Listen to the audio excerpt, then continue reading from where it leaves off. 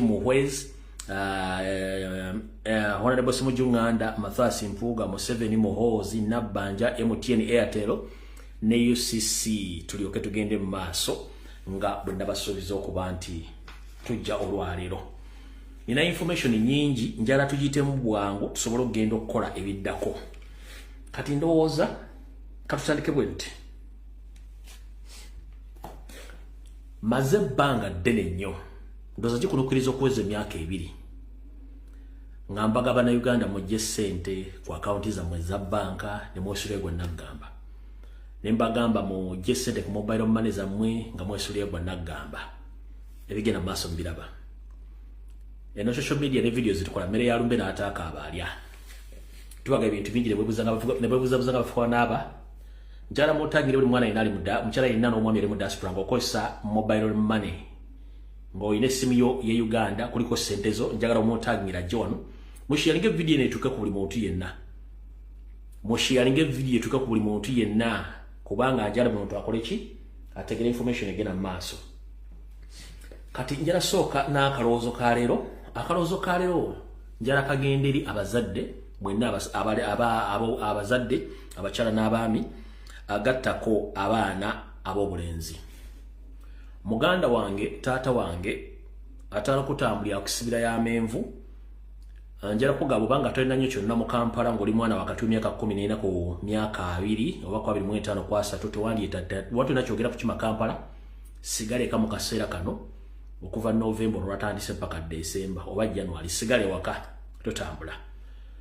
Mfunye amawulire agantegezeddwako nti poliisi ezimu ez'omu Kampala wakati zikola ebikwekweto mwe zikwatira abaana ab'obulenzi n'abasajja n'abawala abaana ab'obulenzi n'abasajja n'abakazi nga tebaguddeko wadde omusango batwala mu kasitode zaabwe n'abajjako ssente za kifuba nga tewadde wadde bondi wadde bagulako omusango gwonna ate nga bakikola misana tukunga ensi eraba. Era kati njala kutegeeza ng'omwana w'obulenzi nga tonakyo kiba Kampala sigala mu maka ga kitaawo mpaka omwaka guweddeko n'ekirala ekigenda okujja kigenda okwogerako mwandisigadde waka ng'oba tolina kyogenda kukola nnyo Kampala sigale waka tozungazunga. Waliwo omuze ogwa poliisi okutandika okukwata abaana nga batwala ku poliisi era ku CPS ku Jinja Road Kira nawo poliisi obuli omunamona mu Kisenyi wawa wano bakwata abaana kati yene enkwata eriwo essaawa zino so wati wandi batoli mu bwangu wandibadde okola ki wandibadde osigala ewaka.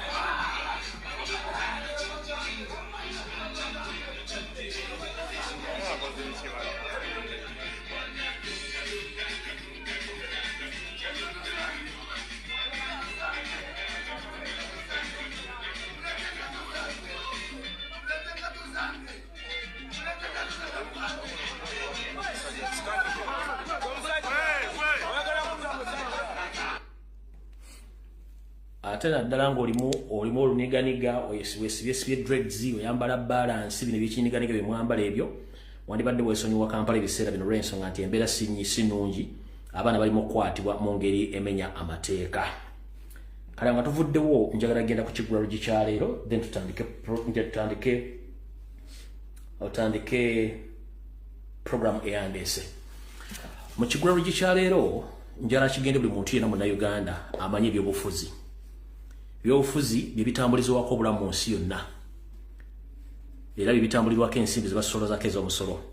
Mu Kigula Luggi kya leero njala kigende mwenna abadde bayize ebyobufuzi n'abakyabiyiga. Njala sooka bagamba nti ebigambo bingi ebyogerwa ku social media naffe tulina kwesulayo gwa naggamba ne tutambuza ne tugenda mu maaso n'omugendo gwaffe. Njala bagamba nti si buli alina omutwe nti ategeera ate si buli ategeera nti amanyi era okutegeera si tteeka.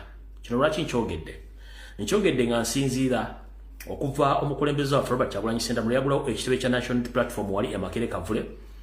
Mpise ku television nyingi nnyo nempita ku ba YouTubers nempita ku ba bloggers nempita ku bantu basekinoomu nga boogera ebigambo bingi nnyo mwe muli ne bannabyabufuzi. Naye okuba nti nze mmanyi nti abantu abamu basinga obungi boogeza bukyayi abalala boogeza obutamanya boogedde ebigambo bingi nnyo naye ngenda kugamba ekigambo kino nti omwoyogereze takusuza kayanzi buli kintu kibeerako entandikwa n'enkomerero lyo asobola okwogera nekyayogera takiinaako buki takiinaako kuvunaanyizibwa okuggyako kwagala okujeregerera. Abantu bangi bavuddeyo ne boogera ebitakwatagana lwaki ate Nuupu yaguddewo office. Kati njala kubuuza ekigambo kimu. Kibayita ekibiina ky'obufuzi. Kiki ekikola ekibiina ky'obufuzi? Ekikola ekibiina ky'obufuzi mulonda erinnya ne muliwandiisa ne mufuna ababawagira ne mwetaba mu by'okulonda ne mufuna abakulembeze kuli mutendera naye nga kino mukikola muyina kye tuyita yafeesi oba office. Office zino olumu zibeera ekitebe. Kati abasinga obwenyi muga nti Nuupu gwali Nuupu muyaga omuyaga gugenda tegenda kumulagira. Kati ogwali gufuusa omuyaga mwali mugaa gufuusa omuyaga ate bwe gwaguddewo ekitebe ate mwayogedde bingi. Kati neneebuuza gwe mwayita omuyaga bwe guba guguddewo ekitebe ate kati lwaki ate muteeka ebigambo ebirala mwagamba Nuupu muyaga guno muyaga gw'ebyobufuzi gugenda kuyita gugende. Kati ogwali omuyaga gwafuukamu ekibiina ekyavudde mu kibiina kyakoze ekitebe. Kati abaali bagamba omuyaga mwabulira luddawa mukozese ku bwongo ebiseera ebisinga. Ekikola oba ekifuula ekibiina ky'ebyobufuzi kyekitebe okitegeera yensonga lwaki nti ekitebe ekibirako ne office ezo eziddukanyizibwako emirimu.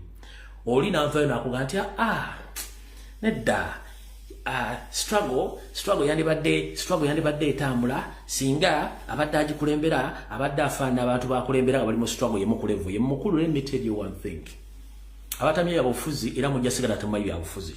Ekisookera ddala kye tuyita politics aliko emitendera.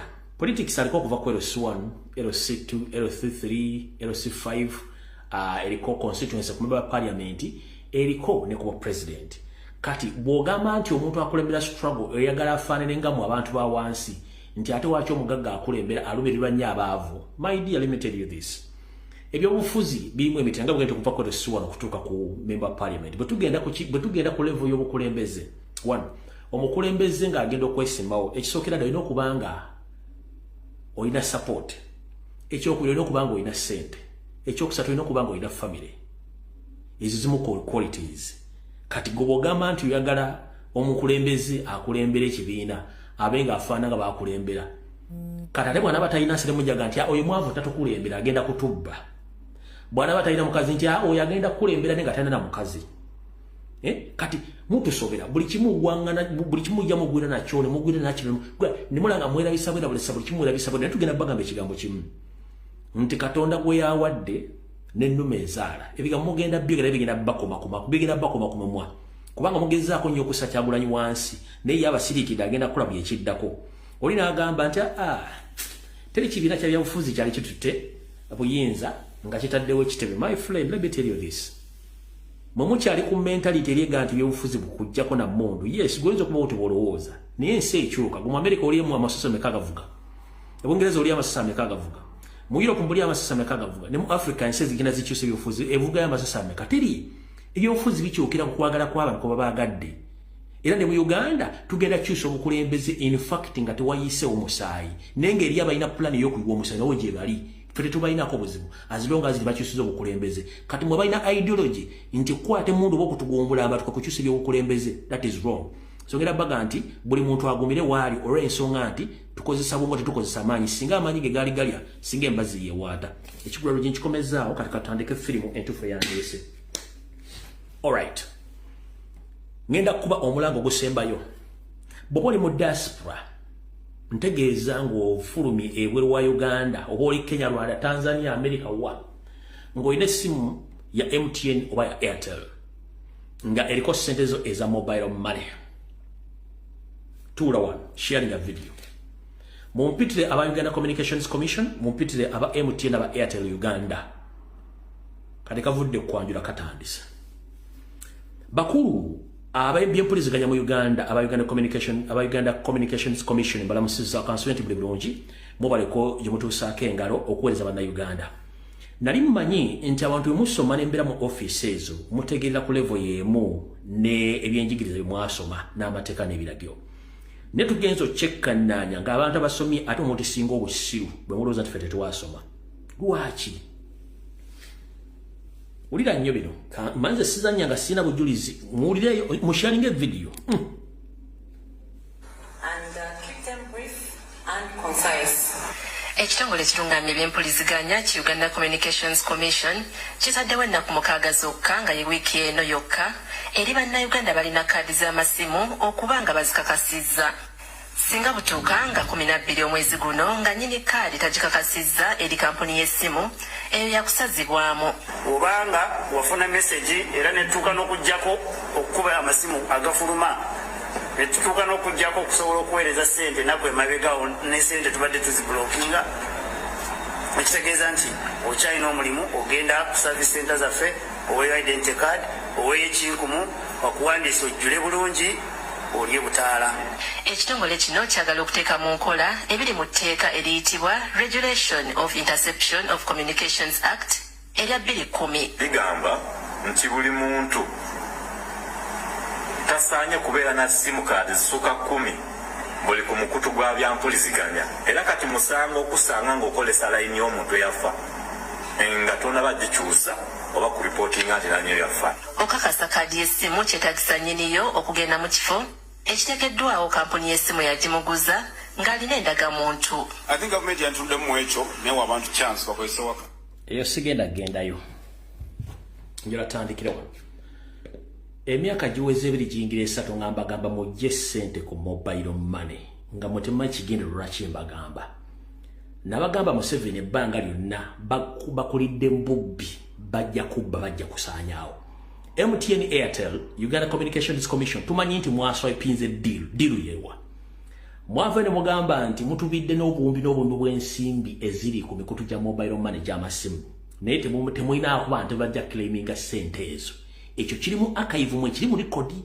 Mwagamba MTN Airtel mutubidde n'obuwumbi bw'ensimbi eziri mu tterekero lya mu mobile money ezitali kunako bantu baziclaiminga. Nga mugamba either abamu baafa basula masimu gaabwe agamu ga blockingibwa abamu temanyibwa ko mayite ssente ezo gye ziri. Kati wano wembuuliza Uganda Communications Commission tulina Uganda wadde yagenda mu diaspora ali mu America ali Canada ali luddawa yagenda n'essimu ye ey'omu ngalo ya buyonjo ya MTN ba Airtel nga gyakozesa okutransactinga business okusasula abakozi okugula ebyokulya waka n'okukola n'okuteekako ssente ze aliwo tagenda kudda kati mumutunuddemu nga temunnakola nako mukageza okujjako essimu kyekisokeredde kyokubiri. Mu Uganda tuli obukadde 45 bw'abantu babala abantu abakulu tebabala abaana bato. Tukimanyi nti ekitonde ennyo abantu abatalina ssimu Uganda bayinza okubawera obukadde nga bonna abatalina masimu. Ayinza okuba nga alina essimu naye nga alina katooki naye ng'era asobola ogikulyako bizinensi ze. Kati njagala sooka mutukubiseemu musobola okuddamu okuregisteringa obukadde 45 within the period of 6 days. Nga temukimanyi nti waliwo enamba nene y'Abannayuganda abatalina national identification card nga ndira tezibawanga oba tebeewandiisanga. Kati soko kwasaganye period y'ennaku 6 gye mugenda okusalirako lines multiplying oba dividing into the 45 million Ugandans. Olowooza period gye muwadde ennaku 6 eneeba emaliriza abantu bonna okuwandiisizaamu ennamba ezo. Just a simple mathematics. MTN Airtel Uganda Communications Commission kino ekibuuzo kyammwe mukimanyi nti eriyo bannayuganda nga alina essimu naye nga talina ndagamuntu. Mukimanyi nti Uganda erimu obukadde 45 bw'Abannayuganda kikira nti bonna bulina amasimu. Yes, naye njala kubuuza abantu bonna mulina capacity esobola okubawandiisa ne muddamu ne mubaregisteringa within the 6 days time eziwaddeyo. It is impossible n'oba kikubirizamu tekisoboka. Awo tuvuddewo ssebo njala babuuza essimu zino zonna zemulina line zemwatunda zonna ziri we registered abantu bazirina ku ndagamuntu zaabwe zawandiikibwa. Ekyo njala tukikirize abantu bawandiisa essimu zaabwe nga bakozesa national identification. Kiki ekibatanudde okuddamu okuregisteringa essimu zino within the period of 6 days? Kiki ekibagoba era kiki muli after 4? Nze nganze omu eno ndowooza yange essente obuwumbi n'obuwumbi obumamidde ku accounts zammwe obwa MTN Airtel abantu ze batakiraiminga either oba baafa oba kennyini mwazitopinga ze mwagala okubbako nti singa ennaku 6 ziggwako ne musiba layini zonna ziri zonna ssente ejja kuba tekyaliyo muntu akiraiminga ssente zimuba muzitutte nga muzitadde mu nsabwe vu nga muzyeriridde nga zikomye. bwemba ndimba muntu wale mu koti mu mpawabiro musango Interpol wali Kolombo wale address mugene mu mpawabiro musango tumbu yagambi bwati nchidde mu statement gikole yino mwaka nyini mwaga mutubidde n'obuwumbi bw'ensimbi ku mobile money obutaliko muntu abukireyinga abantu bano bonna bali registering essimu zaabwe eziri ku mobile money n'essimu nga teziri ku mobile money nga baziregisteringa n'endaga muntu zaabwe kiki ekibatanudde okuddamu bagamba nti bawandiise essimu zaabwe ageni mu nnaku 6 bondi l'ennaku 6 nozidividingamu miliyoni 45 ez'abantu gwolaba miliyoni 45 ez'abantu sobola okuwandiisa within the period of 6 days it is impossible kati nze ngamba bwenti olulumbu yayogera Uganda Communications Commission nga n'obudde tebunnaziba olwaleero eyo process y'okuregisteringa mugireke ngeri open mubate muli babbi nkiddamu MTN Airtel Uganda Communications Commission bwembate muli babbi nga temwagala kubba billions of money eziri stranded mu system yammwe nga teziri kuba claimer muzireke nga ziri open buli muntu agenda registering essimu ye ku pesi ye so si ku pesi yammwe kubanga tukimanyi essimu zonna ziri registered already ekisembayo government kenyini yagamba nti endaga muntu zonna enkadde oba endagala muntu zonna ezibadde bagenda zifreezing out badde mbawandiisa abantu buto kati already abantu bali bewandiisa dda ku simu kadi zaabwe bosa national identification kati mbagamba mugenda ziggalo badde mbewandiise wagenda kuyitawo akaseera mpawe kaaga government yegambe nti endaga muntu zonna eziri mu Uganda nfu so ani agenda okuba afuulingani ng'endaga muntu zonna nfu ani agenda okuba afuulingani kyekibuuzo kyembuuza mbagambe Uganda Communications Commission MTN Uganda Airtel bwemba temulimu kakodyo kakobba billions and billions of money zemulina ku akaunti za mobile money nga teziriiko bantu bazikimayo tewali kibapyako okugalawo simu kadi z'abantu reason being ezo n'essimu ziri registered n'ennanga muntu ekyo mukimanyi bulungi nnyo nkimanyi nti mwagala kujjako layini zonna within the period of 6 months within the period of 6 days mugambe nti twabaga mujje muwandiise ne mugaana kati layini zonna tuziggadde oba kubaddeko sente oba kubaddeko data oba kubaddeko ki zonna system twagicleanse yonna teri abanja mutwale billions and billions of money bwemba ndi mukyamu Interpol Koloweri mugende munziguloko omusango mugiserving enkibe wano Airtel Uganda MTN ne Uganda Communications Commission olulumbu yayogera muli babbi basing on the reality muli babbi mbuuza lwaki kwata miliyoni 45 z'abana Uganda nga buli muntu alina essimu waliwo n'abalina essimu ebbi obagambe nti obawadde ennaku 6 okwewandiisa is it possible to utilize those 6 days to register themselves while others they left the country for green pasture mugenda managing batya that is the huge question mugenda managing mutya ekyo kyogedde mbate muli babbi muleke system ngeri open nti any Ugandan who is willing to register his SIM card please do so sikuteka deadline in 6 days no inchiddamu mwabagala sente ez'obwerere bakinda mabirizi ne banna Uganda MTN Airtel egeze esibe essimu yo nga wagiregisteringa ndaga muntu funa lawyer owabire kampuni ezo nchiddamu bwoba taata maama waggulawo essimu yo layini n'ogigulawo ng'okozesezza endaga muntu leka MTN eggalawo layini yo ne sente ze zikwate funa lawyer genda owabire MTN Airtel ne Uganda Communications Commission ogenda funa sente empya n'enkadde tolekana nabo kubanga wagiregisteringa n'endaga muntu yo kati kiki kibagobadde baregisteringa essimu ezo leka bagiggalewo genda baguleko omusango akawaire kubakuleetera banga teteeka ligamba teri muntu asukka layini 10 nina layini bo 2 kati muggala zaaki awo tuvuddewo tugenze ku nsonga endala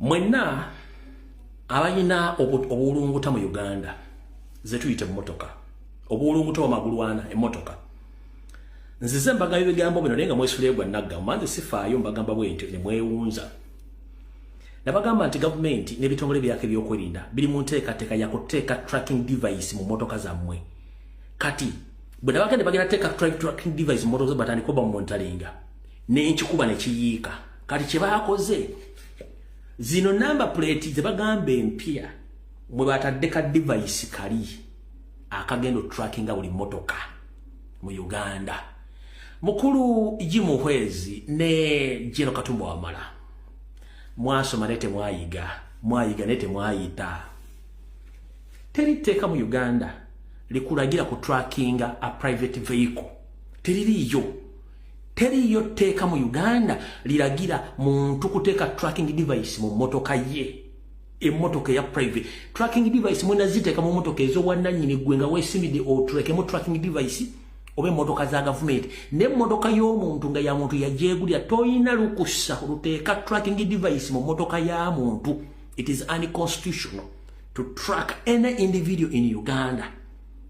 Ebyo biyina kubeera mu motoka z'abantu sekinomu nga njala tracking emotoka yange yes biri mu system ya government so tracking emotoka ya government yes naye buli muna Uganda muteekako tracking device. It is wrong, it's unconstitutional kubanga mwagala kikozesa nga security okutandika okunoonya buli gwe mwagala noonya lumbuye avuga kavitiizi kati tumusanze luddawo twagala omuttira nga bateekamu nabapuleti yo n'amannya go tuttu bala musajja wattu ali kaleero agenda ayolekedde anaatera otutuuka kazigo gwe nga mukubira batemba gundi kavitiizi kaako agenda anaatera okuyingira kaleero ola mukono okuyimiriza amasasi kuyita mukabakuba Jimuhwezi bwe mbanga nimba ku kyenjogera bajje banzite ezo tracking device mwazitaddewo ku trackingirako bantu mwagala kubeera nga mwina soft target mwagala ku tracking abantu mwagala okutta mu Uganda tekiki mu nsi yonna tokkirizibwa kuteeka tracking device mu motoka ya muntu ekyo ekintu kikolebwa wiilingire ng'omuntu ayagala ku tracking emmotoka singa bagibbye so si mwe gavumenti. Omwami ono Jimuhwezi bwe baakola olukujjukujju mu bizinensi zaabwe ne baleeta KFC yagamba nti Uganda kefunye KFC kya bulambuzi nnyo beesiimye wulira byayogedde nga batadde emmotoka batadde tracking device mu mmotoka mugenda kuseka yagambye bw'ati. The revised number plates are embedded in the microchip, a tracker and other security features that will enable effective car tracking and enforce discipline amongst drivers and road users. Because it's going to control speed, overspeeding, and therefore protecting. Agambye number plate egenda controlling a speed. Mr. Jimuhwezi, number plate y'emmotoka yeringa identification eina mechanism ki esobola okuyimiriza ekendeza speed ku accelerator y'emmotoka kuba ku ingini. Jimuhwezi ogambye nti number plate empya egenda kendeeza ku speed controlling speed y'emmotoka njira kubuuza number plate just a number plate eina mechanism ki esobola controlling accelerator oba ingini y'emmotoka kweddukira. Minister Mulamba tugenze maaso egenda kubeera mu tracking nabaga bagenda bateekamu tracking device nga mulowooza nsaaga kati wulira bulungi nnyo kankaze bulungi nnyo. The revised number plates are embedded in the microchip, and other security features that will enable effective car tracking and enforce discipline amongst drivers and road users. Because it's going to control speed, overspeeding, and therefore protecting the lives of people who have lost their lives on the road. Obusa bw'ente agambye mbwegenda egenda protecting obulamu bw'abantu singa aba bafunye accident kati nabagamba okulunda ente kyangu naye okuvamu embeera z'ente si kyangu nnyo. Kati mukulu Jimuhwezi number plate egenda kusevinga ati obulamu bw'abantu abali mu motoka baba bafunye accident. Kino mwakikoze eno system yamwe ya kutrackingirako target zammwe ze mwagala kutta timwagala nti mwagala lumbu yewunda adda kawempe nga mu tracking wali ku GPRS ti akamotoka kaakawo katuusi nga mukuba embuzi ng'efa ng'eva katubogamba nti eno zino number plate zigenda kuyambako obulamu bw'abantu nga bafunye accident. How zirimu second life guard nti muntu bw'afuna bw'afiira mu accident mu motoka emotoka emuwa obulamu obulala oba kiki ngulunga ati bofuna accident number plate yakuddiza obulamu. Is it possible? Is it possible? Mugambe kimu kano ka device ke mwatadde mu ekinjawulo nabaga mwatadde mu test justice. Mwatande kikampuni nga kireta speed governor ekyo nakyo mwakiwulira. Baleta kikampuni kyenyini nga kikola speed governor bano benyini benyini kati kampuni ya speed governor yalagawa kati alo ganda baplate egenda okugoverninga speed ate nga mwatadde mu tracking device ate na kibalaga wiiki eri yenyini ewone bagamba nti kana akantu akabbula it's a tracking device na kibagambiro nga wulira. The revised number plates are embedded with a microchip, a tracker and other security features that will enable effective car tracking and enforce discipline amongst drivers and road users. Because it's going to control speed, Speed. speeding, and therefore protecting the lives of people who have lost their lives on the road.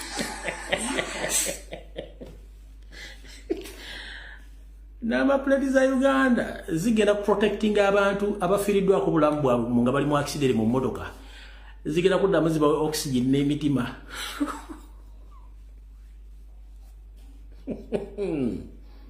Tene gwanga. Okulunda ente kyangu niyo kuvaamu embeera z'ente si kyangu. Ono gayi. Kati no bafuga eggwanga bafuze emyaka 4 bano. Kanga badiremu zigenda bayamba kukuba ku bulamu bwamwe okubaddiza obulamu bwange nga mufudde mufunye accident mu motoka. Kanga badiremu. The revised number plates are embedded with a microchip, a tracker and other security features that will enable effective car tracking and enforce discipline amongst drivers and road users. Because it's going to control speed, speeding, and therefore protecting the lives of people who have lost their lives on the road. New cars.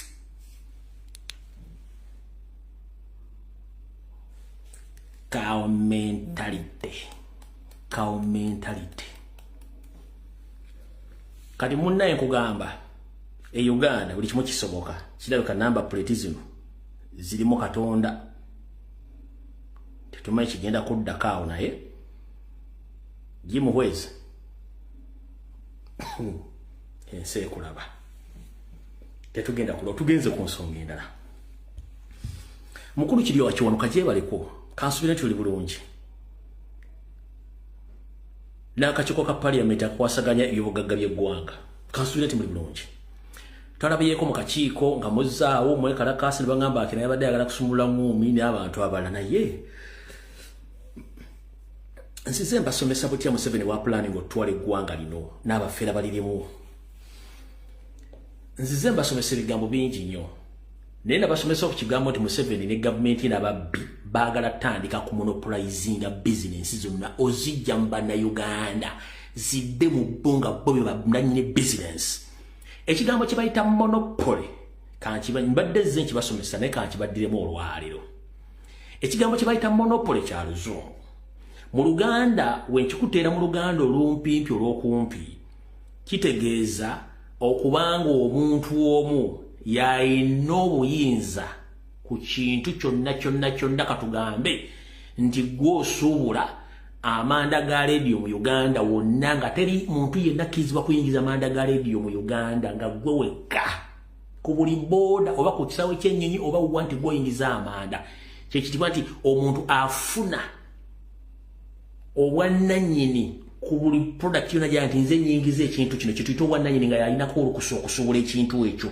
bw'aba siye temula akisuubula kati kambabuulire mwenna bakozesa amafuta mu Uganda mugenda ku facing ebintu bibiri ng'ensi nga sinnabazanyira ka video kano. 1 ekigambo kye bayita monopoly mu business omu by'obusuubuzi bwe kijja mu ggwanga kitegeeza nti omuntu ayingiza ekintu ekyo mu ggwanga yaba asobola okubanga yabategerera mwenna ku nnyingiza y'ebintu ebyo ebbeeyi gye bitundirwako okubula kwabyo oba okweyongera kwabyo obungi mu katale olw'okuba nti waliwo omuntu yenna gw'avuganye ne mu katale waddemba okukola kyayagala era kino wekiyita liita y'amafuta tebadde ku nnusu 600 mugenda gigula mutwalo kubanga oli yennannyini katale yamanyi ddi waagaleeta ddi waagabuza ddi waagongeza kuba tajja gasalako kubanga ye monopole ye yalina monopole y'okuleeta amafuta mu ggwanga Noza mukitegedde bulungi mu Luganda olufunda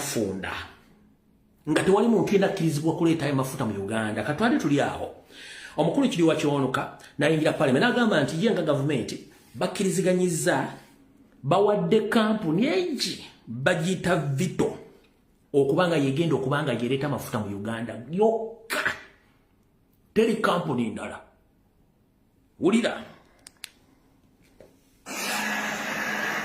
That what you're discussing is the business model that has chosen to undertake exercising its monopoly. Now, this issue has not been picked out by some secret somebody. Government has brought it to you and has told you, by the way, I want to write this law. But this law, when I write it, I want to implement it like this. Government is not hiding. It's very clear as to what it intends to do with the monopoly. So, Honorable Chair, remember what government intends to do at this time is to have be the monopoly importer of product in Uganda. At this point, has only one partner that it intends to work with, who is Vitol, for various reasons, which the business people will explain to you: capital, capacity, all those things. Tetugenda kulwayo. Mujjukire mu Uganda omuntu agula ebijanjalo kasooli siri biki byonna ebikwatagana n'ebuwunga n'emmere n'enkalu sali musale nanyiniyo yafuna tenda nga monopoly supplier.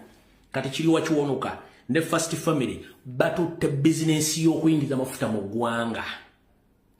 Teri kampuni muntu yenakkirizibwa kuyingiza amafuta mu Uganda. Kampuni bagiyita Vito. Kitegeeza bano badembo okuditamininga amafuta biro gabeerawo, badembo okugamba nti amafuta olwalo gagula mutwalo nga kubanga bwe tubeera ne open market nga buli muntu asuubula waliwo omuntu ng'akola business nga yagamba nti kubanga omuyindi wabanga ebbeeyi y'omuyindi gy'asuubulako ebintu gy'atuulirako yanjawulo okufa bannansi ba bulijjo. Kati y'omuyindi akola bw'ati: suubula bingi bitunde ku bbeeyi ya wansi omalewo mangu gyakoma okutunda ebingi gyakoma okufuna amagoba. Neffe tukola bwe tuti: leeta bitono bitunde bbeeyi ya waggulu ofuneko amagoba. Y'omuyindi bw'abanga akuguzizza omuti gwa sabbuuni siringi 6, ate ku maduuka aga bulijjo bagutunda siringi 8, katugambe bwetyo. Kati y'omuyindi agenda kuguza kaga ng'afunako nusu 2. Kati bw'atunda lolenero za sabbuuni ezisukka mu 10 gwonootundira eboxi 10 yoleda amagoba aba yagajjeeyo dda olw'ensonga nti ye bw'ati bw'atunda. Kati nabano bwe kiti bwe kiri bw'olekanga baleeta amafuta bangi mu Uganda, buli omu akola ebbeeyi gy'asinzira okusinzira ku ki bw'atambuza bizinensi ye. Kati nkibira ng'ebeera open market, buli muntu asobola okuba ng'agenda kukola bizinensi. Naye bw'ogamba nti aleeta amafuta ali bwomu bw'abagamba tero gagumu kitundu, mujja gagula gumu kitundu, ajja gabuza mulina okuzivuga. Kati kibayita monopoly, Kiriwa Kiwanuka n'ebirala bigenda kujja. Alright, kati njala muntagingire wano omukyala Wangadya. Mama nkulamusizza nnyo. Musharinge video ngenda baletera njagala UPDF etuleko wano. Ngenda baletera ensonga 18 lwaki amagye gawamba Obote obuyinza tegabukwasa Amini, ensonga 18. Mugenda kakasa lwaki amagye ga UPDF galina okuwamba Museveni with immediate effect wenvira ku live eno. Ngenda bawe ensonga 18 amagye ze gawandiika nga gawamba Obote ne gawa obuyinza Amini. Ebintu ebirimu tebyawukana bigenda maaso mu ggwanga. Sharing a video ensonga ziri 18 ne kansoke mpite mu tenyi kigula lugi kya mawulire musoke mutegeere. Kati fenna manyi kati muweze ekigenda maaso mu ggwanga kitiisa okuwamba abantu kuyitiridde. Ngenda bagamba ekigenda maaso mu ggwanga kitiisa okuwamba abantu kuyitiridde. Waliwo panic mu bitongole by'okwerinda ne mu State House ne ku international level. Mutogerere sawa zino Museveni n'ebitongole by'okwerinda bali mu katuba ministers bonna na buli kimu ekintu ky'okuwamba abantu kibatuddemu n'ekyokubuza abantu. Kino kivudde ku bujulizi obwaleetebwa President waffe okwotola ensi yonna n'okubuteeka ku TV ku mitimbagano egy'enjawulo weppola bamemba Parliament okwekanagana bava mu Parliament ne balaga obutali bumativu olw'okuwamba abantu.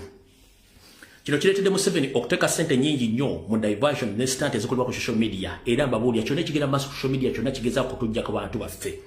Naye nga ngenda kuyingira mu information deep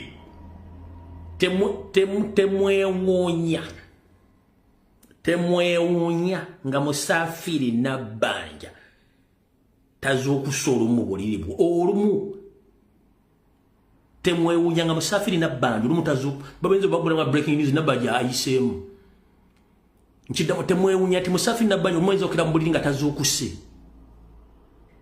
nga afudde cardiac arrest wafudde blood clot wafudde bombo clot byonna nga afudde bufia ali bombo clot ne cardiac arrest wa blood clot byawukana. So Musafiri Nabbanja temwewuunyaga olumu tazuukuse nga afudde. Lwaki ekimugana okuzuuka kiri kitya? Obujulizi bwonna obwaleetebwa nga bulaga nti Museveni abadde awamba n'okutta abantu. Omukyala Nabbanja Musafiri n'avaayo n'alumiriza nti Kibalama bamulina ne banne abali beetaba ebikola by'ekiyeekera era bamanyi we bali. Nupu n'egamba nti nedda twagala Kibalama ne banne nga balamu. Musafiri najja n'ateekawo obujulizi nga buli mu luzungu bulungi nnyo. BBC, CNN, Al Jazeera, bonna balina byabufuzi ba human rights activities mu nsi yonna ne bagetinga scared. Okay, no problem. Katubalire munaaba producinga. Kibalama ne banne balabikako. Tebalabikako. Kati obuzibu bwolekeddeyo seeri. Ezo sitanti ze mulaba simanyi bino biki ezo na sitanti bagenda kujjawo kintu kyabalidde. Mbagambye Nabbanja yakuba mukama we Museveni ompira n'amwaso buli maawa mweno video kansooke ntandike bwenti. Era nga njagala buli muntu okwata essimu yo mutandika okuteeka video za Kibalama neza Nabbanja okwotola social media era okumala wiiki mugenda kola sitanti ze mutalobanko. Bwe mutala nudizi za Nabbanja muze kola za Janet. Omuze okola nudizi mutalabangako. Wulira tutandise bwe tutu. Myaka gyolekera okuwera ebiri ng'emboozi ya John Bosco Kibalama ensejja egibikirako ettaka. Kibalama yawambibwa nga 3 June 2019 nga waakayita ebbanga ttono ng'alangiridde nti waakwesimbawo ku kifo ky'omubaka wa Busiro North.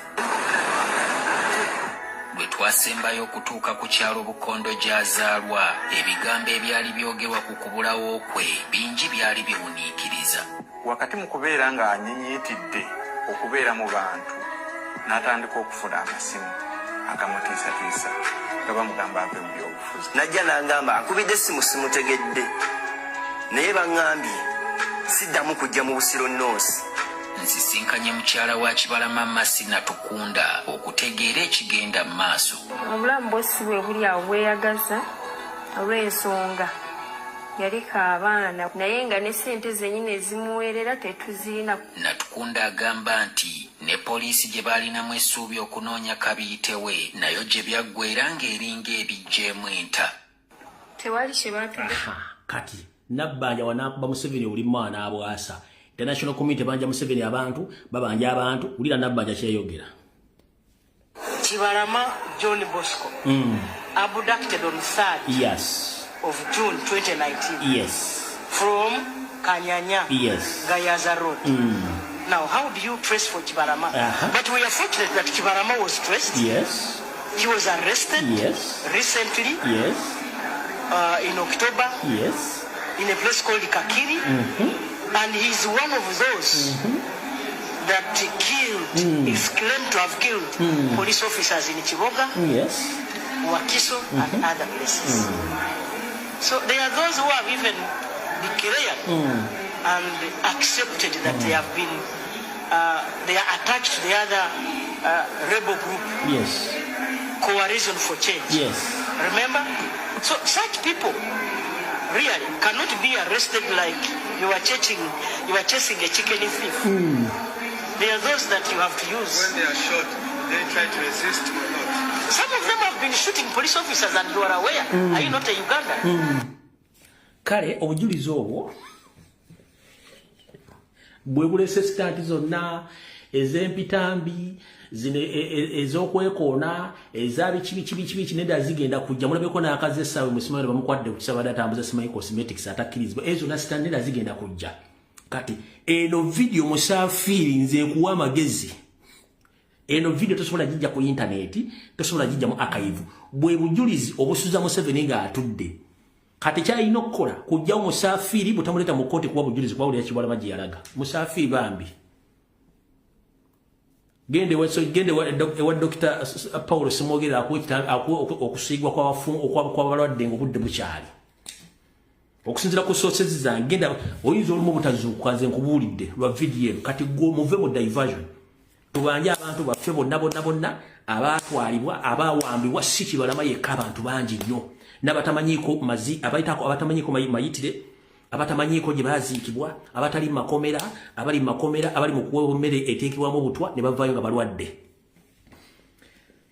ng'oyagala okutegeera kye nkugamba nti emmere y'ekkomera bagiteekamu obutwa genda otunuulira omubaka wa Kawempe Seggirinya n'abalala gye bali bangi nnyo abavudde makomera mukitegedde bulungi kati omujulizi waffe omukulu gwe tulina mu musango okubanja abantu bamuyita Musafiri Nabbanja Prime Minister kati Museveni agamba arahala ogwo n'ekifiire Nabbanja n'ekifiire kyatuleetera ebizibu kyawuza Kibalama tumuyinda kati Kibalama alirudda wali nkaye kati Museveni mukambwe nnyo zino sita nti zino ze mulaba zonna bagezaako kubikka kintu kiri nono Wangadya okumanya pressure bali bubi mwe mu demonstrant pressure bali bubi Wangadya yagambye bw'ati mbu akulira akakiiko ekeddembe ly'obuntu omukyala amugwanga omukyala akamya Uganda Human Rights Commission avuddeyo n'avumirira ekikolwa ekyakulira oluvuganya gavumenti mu parliament Honorable Mathias Mpuuga Nsamba okuddira ebifaananyi n'obutambi bw'abantu abagambibwa okuba nti baabuzibwawo okubuteeka ku mitimbagano gye mugatta bantu mukyala Wangadya ompulira nnyabo ebiseera bisinga sitera nnyo okwagala kuvuma bamaama kubanga banzaala naffe batuzaala ne munnanga ate bw'osukka ate woolina okoma munnanga tujja kuyisaamu ate eggaali njala kusaba ekigambo kimu bwe banga bakuwa omulimu nga gulemeredde munnanga eddayo ebukeddiya osirike kubanga entuli ku nsonga za ggwanga nazaakuwambibwa gwe bw'ova n'ovumirira nti ono yatadde obutambi bwe kati njala kubuuza yabutadde ku mutimbagano gwa Uganda Human Rights Commission nga gwatadde ku mitimbagano gya Uganda Human Rights Commission yabitadde ku kibanja kye yabitadde ku kibanja kyani yabitadde ku kibanja kye mind your own business for us we are demanding all political prison n'abaana ababuzibwawo wagamba tubalina mu record tebaliyo so where do you get pain when we come out to demand to free all of political prisoners pain yo jijjaludda wa penyo jijjaluda muve mu fulofoto tubanje bantu baffe pressure eri ku Museveni mugirabangako kino kikonfaminga nti since 66 Museveni azawamba abantu abatta kati kino ekyakibalama baabala bubi n'abala bazze babatta nga teri muntu tewali bujulizi twabalabisiza obujulizi weewuli kati muve ku ebyo kati awo katusooke tudde wano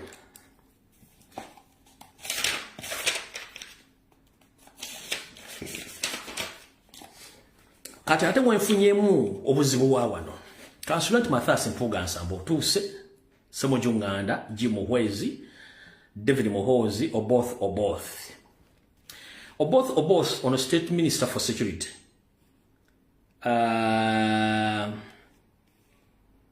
Jim Muhwezi naye ali byakwerinda naye David Muhoozi bali byakwerinda Ssemujju Nganda mumanyire Mathias Mpuuga bamumanyi kati bakulu nze omuntu wakola obulungi musiima bw'abanda banga agenda kuva ku layini mukalakata kati mukulu Mpuuga nze kambulire eggwanga nga bwenza nimba buli ebyange tebeerako bintu byakusaaga tukooye enkwezenge akazitoke mwateekawo kati nawe zigenda kukwera wiiki 2 ne mwekalakasa kuva mu parliament mwebali nnyo mwebalire ddala ekyo mbebaza naye ate bwe mbadde mumaliriza mukoze bubi mumaliriza mutya olunaku lwaleero mu nkubo za parliament ebaddeyo meeting eyakafubo ng'etuddemu Anita Amongi Mathias Mpuuga Nsamba Ssemujju Nganda wano Mr. President Robert Kyagulanyi Ssentamu njala ompulirize bulungi nnyo bakuwa akantu kano bakasalemu nabo bakulembeze banno mumpulirize bulungi nnyo mu nkubo za parliament olwaleero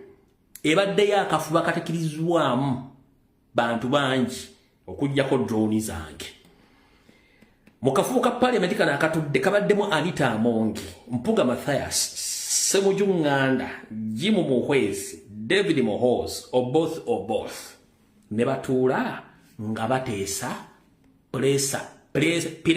piresa ebayitiriddeko ne batuula ne bakkiriziganya ne Loop leader of opposition Mathias Mpuga Nsamba nti bakendeze ku muliro era bategeza abaka bakome mu parliament nti government egenda kuba nti enoonya oba okubaddiza abantu baabwe era ne bakikkiriziganyako nti very soon mugenda kuulira emboozi nga baga nti bali ku ludda luvuganya batadde ebibozibozi nti tukkiriziganyiza ne government bagenda kunoonya abantu baffe batuwe ffe katudde mu parliament tuteese mutakiwulira mujja kiwulira nkiddamu mu bbanga ttono nnyo mugenda kuwulira abafuluma parliament nga beekyanze bagenda kufuluma bagambe nti tukkiriziganyiza ne government bagenda kunoonya abantu baffe babatuddize ffe katudde mu parliament tuteese kino kyogedde mujja kiraba mukasala ino mukazza kubanga endagaano etuukiddwako ensimbi ezisiŋŋanywa mu mikono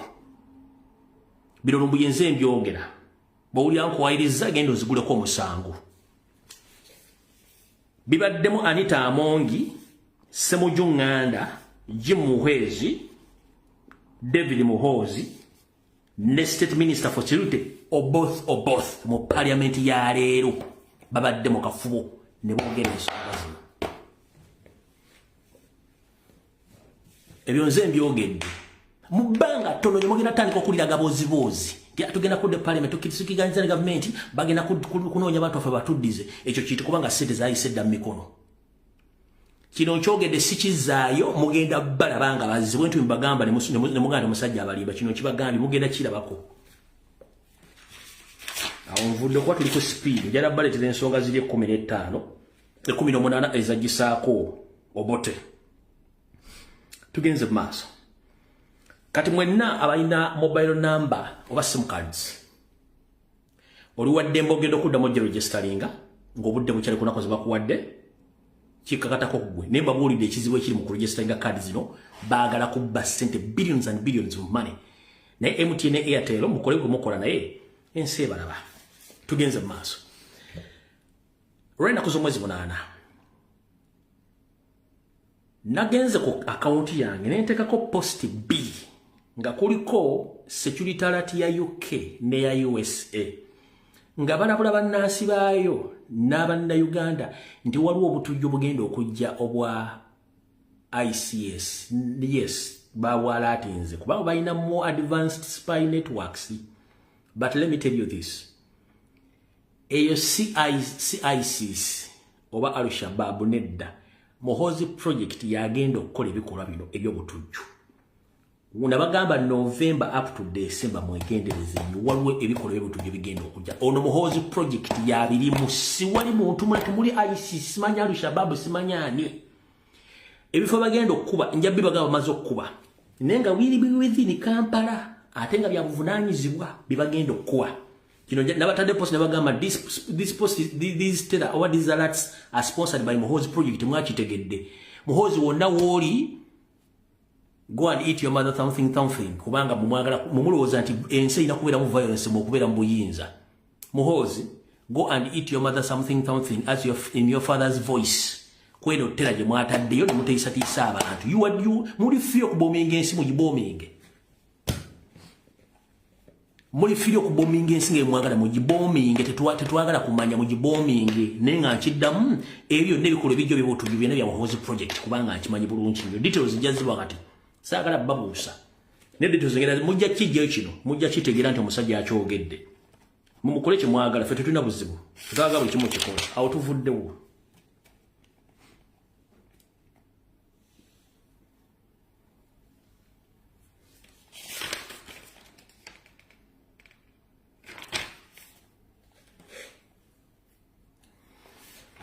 tugenze ku nsonga endala njala mutagingire chairman wa Wakiso LC5 omukulu Matyalo Ngabwanika nkulamusizaako muganda constituency oli bulungi je balako otuusaako engalo muganda wange fenna twali mu Democratic Party atenga wali muweereza mu Bwakabaka Buganda Mmengo ku CBS Radio wakoze emirimu mingi nnyo waliwo olumu luwunguka waliwo olumu lubaako naye simanyi ennaku zino bawayiika Windows. I'm sorry to mention but that's the truth. Olabika wayiise Windows. Mr. President, whenever you are a national platform leadership, I'm here to inform you that the chairman of LC5 Wakiso, Mr. Matia Rwangabwanika, is moving around Wakiso district, the campaigning national platform from the local level up to the district level, promoting Democratic Party using noob structures across Wakiso. Njagadde otegeeza omukulembeze w'ekibiina kya National Platform Robert Kyagulanyi Ssentamu President Omulonde n'abakulembeze bonna ab'ekibiina kya National Platform nti chairman Wakiso eyajjira ku kaadi ya NUP omukulu wanga Matia Rwangabwanika omukulu ono nali ndowooza abyobufuzi abiruddemu era abiyizeemu naye mwana wattu omuntu omwoyo mulondo eyakaliddeko mu lumaleeyo. Ntegeezeddwako nti omukulu ono Rwangabwanika agenda alima empindi ku bakulembeze bonna ab'ekibiina kya National Platform okuva ku LC1 mpaka ku district waggulu ng'abadde campaigninga nga atandika abadde campaigninga nga campaigningira DP okonna Nopu mu Wakiso district. Muno mulimu n'okugulira bakansalazi ku buli mutendera gwonna nga bagezaako nnyo okuddamu okuzimba DP mu Nopu era kino omukulu akikoze ng'alina ensimbi empitirivu nnyo zonna z'akozesa. Mukulu Matia Rwangabwanika akivuddemu yakiyita ekyato. Bobanga walina emitima ebiri ng'oli wa DP naye ng'ate omabya agenda kukuba akalulu lwaki wajja mu Nopu ng'ate ogamba nti okyayagala DP? Bobanga olya DP y'amaanyi nnyo mu Wakiso jangu buzi ogambe nti Nopu ngivudde muzeeyo mu DP okole emirimu gye egya DP nga bw'olina ogikola ojja olyoka okiwulira ekituufu kye bayita ekintu. Naye okutandika okulumira muli ekintu si kirungi. Kyekituumya nti Abaganda tulina naye kati tulina nkwe just mentality y'abantu omubutategeera. Nali ndowooza mukulu otegeera mu ngeri gye wasavingako emmengo naye okutegeerako kutono nnyo. Tosobola kuddira kibiira ky'olimu ekyakuwa kkaadi n'ofuuka chairman. Ano otandika kidi campaigning nga gato ozimbiramu DP. Eyo mentality yammwe y'ekisiru mugikendeeze mukulu Rwangabwanika. Nkuloopi ku social media n'abantu b'e Wakiso mwenna. Era waliwo omuntu yenna alina embavu ng'ogenda kwesimba ku bwachairman Wakiso jangu ogenda ogyeyo kkaadi nga bukyali bantu abategedde. Wakiso district Rwangabwanika Munyampi. Mr. President Robert Kyagulanyi Ssentamu wa Matia Rwangabwanika chairman LC5 Wakiso Munyampi. Musajja wa DP tagwa nga mulwa kiragala ng'ate munda wa yero Munyampi. Bononye structures za Nupo okwetoola Wakiso district obukolo LC1 mpaka LC5. Agulira bakansalazi ng'azimbira muli ekibiina kya DP. Mukulu bw'obanga owulira okooye bwe babufumbo obuvangamu n'obulekera busobola ebyobufuzi si muzannyo. So gwe Rwangabwanika maze okuteekako ettaala ekwakiddeko ezo ssente za Museveni ze muli okusiriwala. Naye siriwaliranga ffe twagala change. Tokolangayo wadde post n'emu okugaa nti free all political prisoners. Tokolangayo post n'ogamba nti Museveni bamukyamu gw'oliawo just tuli Wakiso okubuzaabuza abantu kulya ssente. Kati munnange tugenda kuteekako eriiso ojja kuba okitegeera. Awo tuvuddewo tuli mu ddakiika mmeka alright. Era essaawa ejja kuba etumala. Kati eno message njagala egende mwena bannayuganda. Kye tuyita obumu n'okulaga solidarity n'obukambwe ly'eddagala lyokka erigenda otujjako Museveni. Ne bwe mwekomo naddala abantu b'omu Kampala wakati mu Buganda mutufuukidde ekyambika mwagala nnyo okulyankuzibwa n'okuba nti buli mwafuuka wakabi.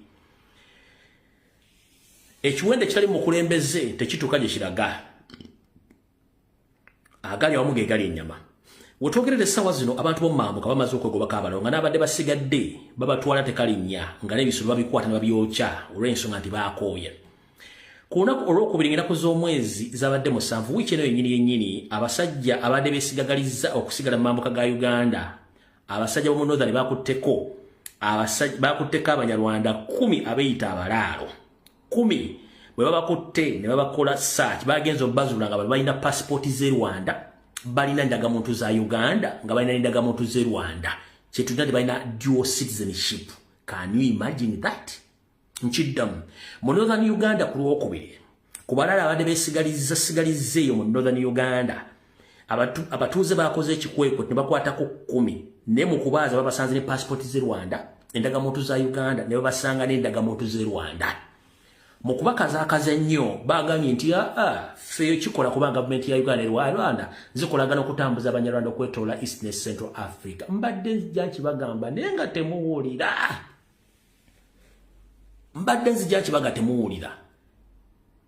bana abasajja bali mu kukola tusidana situtwala amataka ni abo mu northern bagambye nti yo baga kishiganye tutujja bakkiriza era bagenda okubagenzo bana kwavuddeko omu nakubira essimu n'agikubira DPC nakubira w'amajjo najja ne bataase na bajja batwala nenge bisolo babisigaza babyokyeza na buli kimu kino kyaviriddeko okuba nti kati mu mambuka ga Uganda kyasobola kuyitayo abasinga obungi kano ka video mwakalabye kali mu lulimi lw'engulu sirumanyi libino mugenda okuwulya betegeeza nti abalaalo babakooye nkiddamu byemugenda okuwuliza mu katambi kano konna biri mu lulimi lw'engulu sibimanyi nebigenda babuwulira amanya agalimu omugoba asembye okukwata nga ayina mbu yali yatwala ekazi 10 ez'ettaka mambuka ga Uganda. Wuliriza tulioke tugende ku points 18 amini ziyasinzirako okuwamba government. Wuliriza.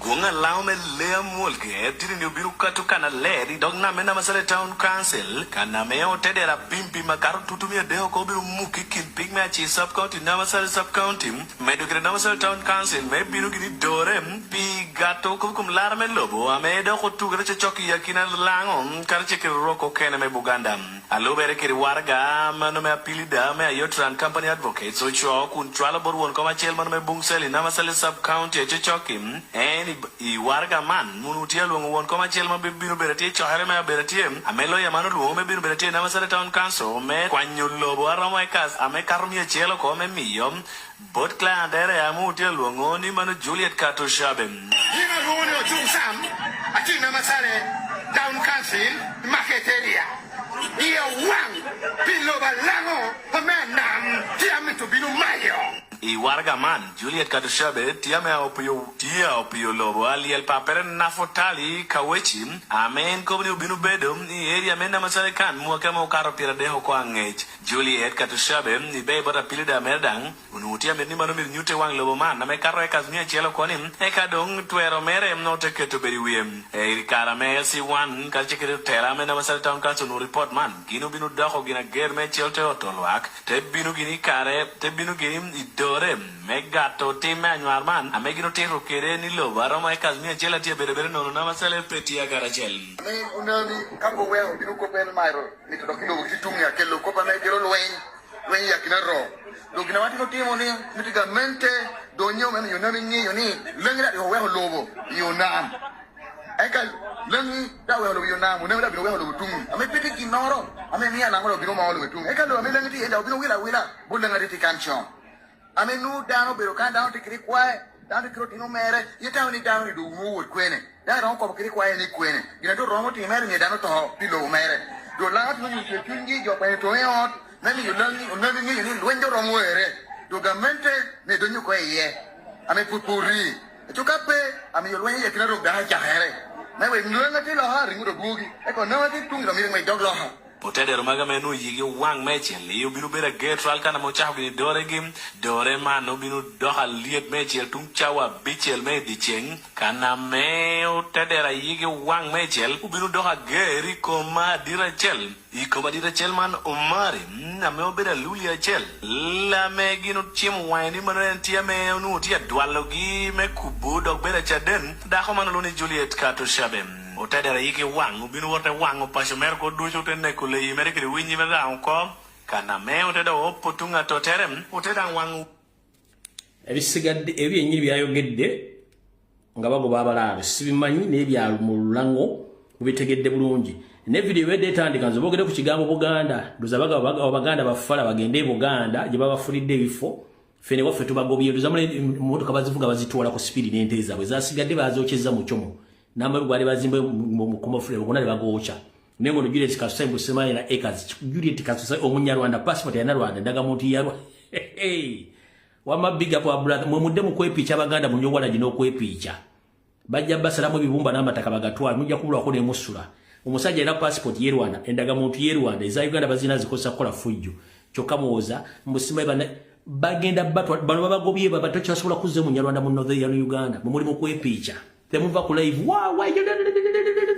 muvu machagula wasaya baka babagobyeyo muri kwepicha na kunya wala gimwagala ebyo kudda ku social media nga temwogera na nsonga zikwata ku gwanga muri mu kwebuzabuzanga abafuka banaba kati tugenze ku episode yesemba yo ku video ya lero kansula nti omujasi wa UPDF otuse n'omujasi wa SFC otuuse owa poliisi otuuse n'abaagala enkyukakyuka bali mu gavumenti mukyuse bulungi nnyo. Abasinga obungi temwamanya nsonga amagye okuwamba Obote ensonga kizegaawa zaali ensonga 18. Njagala wandiika ensonga zino oziwulire buze bulungi nnyo omanyi lwaki Museveni lwaki tebagenda muwamba oba lwaki tavaako olwaleero. Tuzze tukola episode ya Amini okutuuka olwaleero nabagambye Flonasa kibiina ky'abayeekera mu Uganda kikyalimu kikyakola. Kati waliwo Flonasa eri Katonga eno erimu abasajja ba veterandi n'amagye agatamanyikiddwako eno eri lyantonde Kayabwe Katonga Flonasa eri Kayabwe Town Council yiyo Flonasa ne wewunya kino ekibiina ky'abayeekera kyatta abantu kiikyo eyo Kayabwe yiyo Flonasa eno office bangambi bwambira mbatiramu abantu batwala amataka g'abantu be baleeta abanyalonda mu kitundu kyonna yiyo Flonasa mwizo g'omusajja atugambye ekintu kiriyo yiyo Flonasa. Wabo enkyusa bwe munakira basimanyi.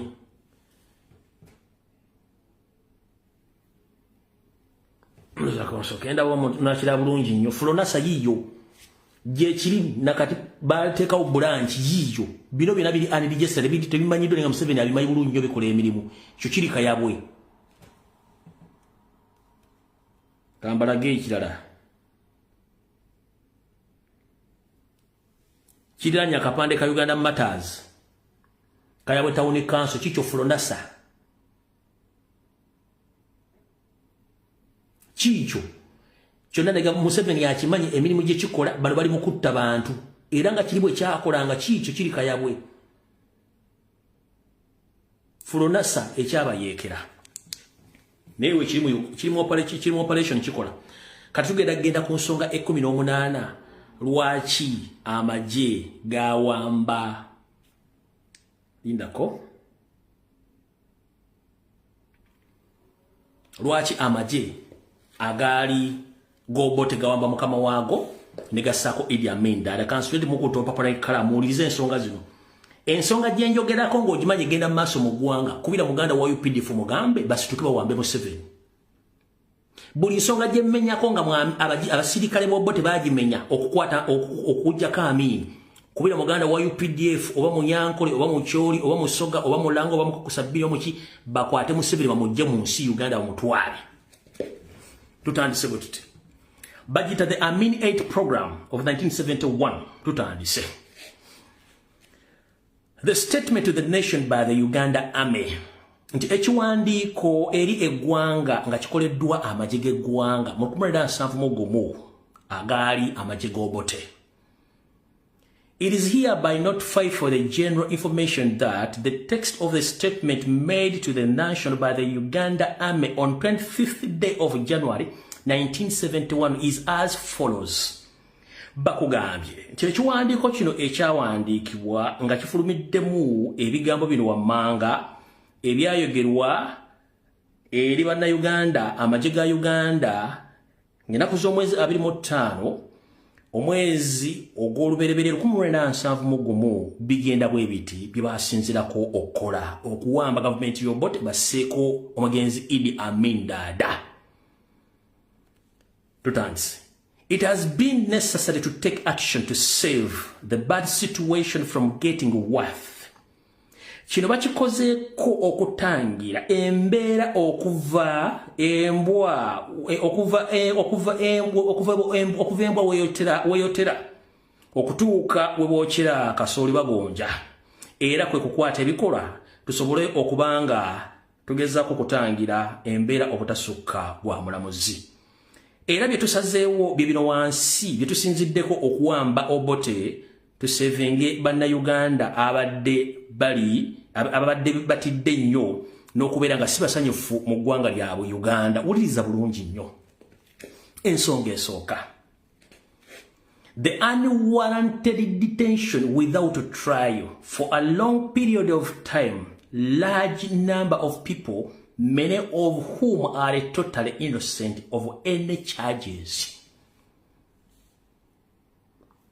Bakugambye nti okukwatibwa n'okusibwa kwa bannayuganda nga tebavunaaniddwa ne bateekebwa bega mitayimbwa olw'ebbanga eddene nga tebalina musango. Kino kyali kimanya amateeka n'obulamu bw'abantu mu Uganda. Kiki ekigenda maaso mu ggwanga? Bakwata abantu ne babasiba n'otamanyiddwako mayitire, ago magye g'Obote ge gawandika ensonga zino gagenda kukwasa amini obuyinza lwaki bawamba gavumenti. Wuliriza bulungi nnyo. We mbaga nti olina muganda wa UPDF olina wa SFC mu bagambe eno video mugitambuze. Kati ebisajja bya state bitandise okuddukako. Ngenda zisomera abantu bazitegeere nti lwaki Museveni bagenda muwamba. Tugenze maaso, tugenze kokubiri. The continuation of the state of emergency over the whole country for any indefinite period which is meaningless to everybody. Ne bagamba nti bateekangawo embeera ey'obwerinde mu ggwanga ngeno tutetekeddwako komo ekyafuulira ddala ekitalina mugaso eri buli omu ng'ali mu kaseera akazibu. Bye twali byonna eri mu Ssenyiga 19 Lumimba Mwawugwe. Ebyo bateekawo kafyu teri kutambula. Kafyu akyali ne mu Lugunde mu Bende kafyu gyali. Neri mu Kasese Fort Portal kafyu gyali. State of emergency Obote ziyateekangawo. Nabagamba Museveni asoma mu kitabo kya Obote bino. Ebintu byonna Obote bye yakolanga ono byali mu kkola. Tugenze maaso ku nsonga ey'okusatu. Muwulize bulungi nnyo lwaki Amini ne banne bawamba Obote. Ezo nsonga bbiri mu Uganda mweziri essaawa zino zigenda maaso. Ezimu ku nsonga 18 ebbiri ze nakasomako zigenda maaso mu ggwanga. Tugenze ku yokusatu. Lack of freedom, airing of different views on political, social matters. Ulira nnyo. Lack of freedom in the airing of different view on political, social matters. Okulwawo eddembe ery'okwogera ku byobufuzi n'embeera za bulijjo ezigenda maaso mu ggwanga. Buli ayogerako bakutiisatiisa, buli ayogerako kiddapo bakutwala. Eno ensonga yakusatu ku nsonga 18 tubulayo 15 kyekigenda maaso mu ggwanga essaawa zino. Buli avaayo okwogera gwe toyogera, buli avaayo okwogera bamukwata, buli avaayo okwogera nti terrorist. Kati zino zensonga 18 Amini ne banne ze basinzirako kuwamba mu Obote. Wulira tugenze ku yookuna. The frequent loss of life properties arising from almost daily cases of robbery, witch violence and condominiums without strong measures being taken to stop them. The people feel totally insecure and yet condominiums increases every day. Wulira. Mu mbeera bwetyo okufiirwanga obulamu, okufiirwa ebintu by'abantu, n'okufa buli lunaku okwali kugenda mu maaso n'obubbi, n'okutyobola eddembe ly'abantu, n'okusibwa mu ngeri etaliiko mayitire, n'okuba nti bino byali bigenda mu maaso nga tebiyimiriziddwa. Kino kyaviirako bannayuganda bangi okubeera mu mbeera etabakkiriza kubeera mu mirembe ng'eggwanga liri mu katyabaga, ne kiviirako kubanga kigenda mu maaso mu ggwanga, era y'ensonga ey'okuna lwaki Amini ne banne bawamba gavumenti. Kyekigenda mu maaso mu ggwanga. Kambaddiremu wano. The frequent lose of life. Abantu Museveni abatta. Property arising from almost daily, okubba amataka g'abantu, ennyumba z'abantu, buli kimu. Obubbi n'obuvuyo obw'okutyobola obubbi buli mu Uganda muli obubbi. Nnyini omubbi akubba n'akugoba n'emisinde nga yagala lisiiti y'ekintu ky'abbye. Omubbi ajjewwo n'abba TV n'abba ne firiji n'amala n'odduka n'akugoba nga owaayo esooka ojje ompe lisiiti y'ebintu byenzibye. Oli akubba essimu n'agenda ku poliisi ne bajja banoonya gwe ate nannyini ssimu gwe bagibbyeko. Ate bakuvunaana gwe nannyini ssimu. Kati ebintu Amini bye baakola. Tugenze mu maaso, tuli ku nsonga yakuna, tugenze ku yakutaano. Ensonga lwaki Amini yawamba Obote. proposal of the National Service with all takes every able body person from home to the work and in camp for 2 years could only lead to more robbery and general crimes when homes are abandoned. Ensonga ya kutaano nti bateekawo omuntu okuba nti agenda okukola bano ab'ebyokwerinda nga babeera okuweereza eyo ndako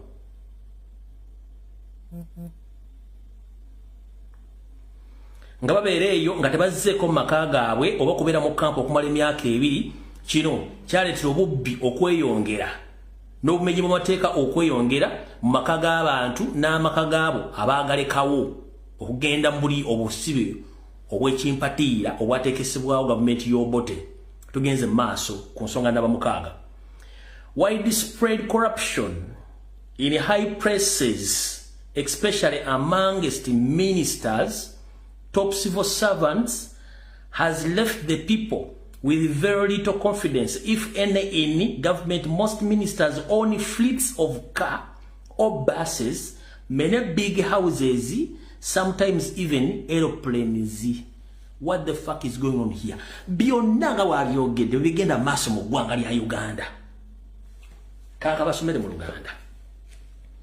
Akawaayira ako namba ensonga namba 6. Obuli bw'enguzi obwetoolodde okusinziira ddala mu baminisita n'abakulembeze mu bitongole ebya waggulu